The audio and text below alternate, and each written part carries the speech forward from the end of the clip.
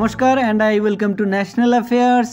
আজকে তোমাদের সামনে একটা অতি গুরুত্বপূর্ণ টপিক নিয়ে আমি আলোচনা করব। তবে টপিকে যাওয়ার আগে যথারীতি জিজ্ঞেস করবো একটা কোশ্চেনটা হলো which country recently got world gender equality award 2023? Option A Afghanistan, option B Sweden, option C India, option D Iran. Comment সেকশনে তোমরা এর উত্তরটা করো। যার উত্তর সঠিক হবে তাকে দিয়ে দেবো আমি একটা হার্ট রিয়াক্ট, এবং এর উত্তরটা আমি দিয়ে দেবো ভিডিওর শেষে। তো শুরু করছি আমাদের আজকের টপিক, সেটা হলো গ্রিন ভয়েজ 2050।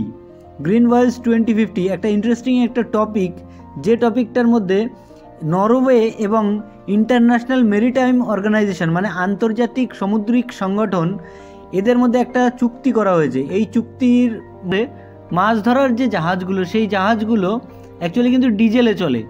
এই ডিজেলে চলা জাহাজগুলো কিন্তু প্রতি বছর এত পরিমাণে কার্বন এমিশন করে, তার জন্য কিন্তু এই স্টেপটা নেওয়া হয়েছে। এবং এর যে চুক্তিটা, এটাকে বলা হয় গ্রিন ভয়েজ 2050। তো গ্রিন ভয়েজ 2050 অনুযায়ী বর্তমানে যে ডিজেল চালিত জাহাজগুলো চলছে, সেটাকে একদম টোটালি রিমুভ করে দেওয়া হবে বা রিপ্লেস করে দেওয়া হবে কিসের দ্বারা? নবীকরণীয় শক্তির সাহায্যে। তো এই ছিল আমাদের আজকের টপিক। এবার আমরা চলে আসবো আমাদের কোশ্চেনটাতে। কোশ্চেনটা ছিল which country recently got world gender equality award 2023?